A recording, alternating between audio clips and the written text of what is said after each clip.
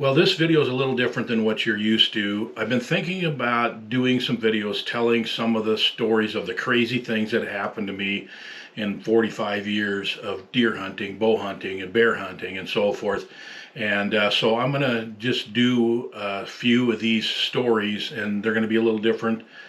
But if you like them, and they get shared and they get some traction, then I'll probably do some more because I've got a lot of campfire stories that I like to tell of things that have happened to me. So this first one just is just insane what happened here, but I'm just going to kind of walk you through this story of this buck.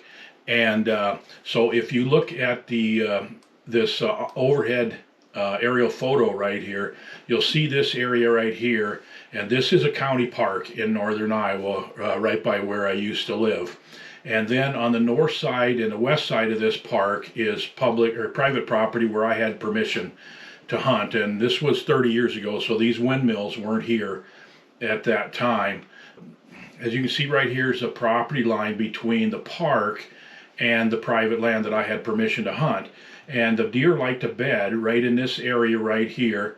And then I had a tree stand in this tree right here. And back then, tree stands were basically made out of 2x4s, and you climbed up a tree like a monkey, and you hung there with a hammer and nails, and that's what a tree stand was like back then. Okay, so this is a low spot right between here, and the deer used to come out from here and go out into the fields here and up onto these terraces and feed. So it was really a good spot to have a stand. It killed quite a few deer over the years there.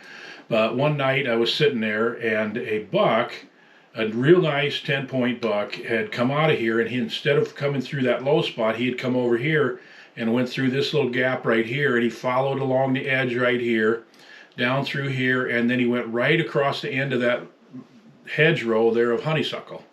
And he went up onto these terraces and went out to feed. Well, he was way too far away for a shot. This is probably 100 yards here. So the next night I'm back in the same tree stand, and the same buck did the same thing. So I thought, okay, I'm no dummy. I'm going to find another place to hunt that sucker in case he does that again. So the next afternoon I took a 5-gallon bucket and I walked down here and came out through here, walked along this edge, and when I got about 15 yards from the end, sure enough, there's a spot where there's this little kind of a gap in the bottom half of this honeysuckle thicket. So I sat down on a bucket and I could kind of hunch down and look, and I could see if anything was coming from this area right here. And I figured, shoot, I'm 15 yards from the end of this buck, I'll see him coming, then when he gets to here, I'm going to draw my bow, and he's going to step out, and I'm going to have an awesome 15-yard shot, okay?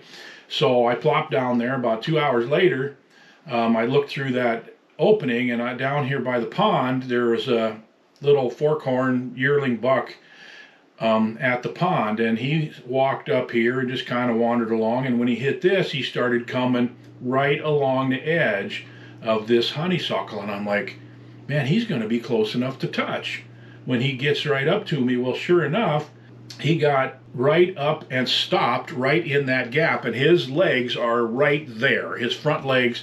And if you know anything about me, you know what I was thinking. I'm thinking, how many people do you know that have ever caught a deer barehanded?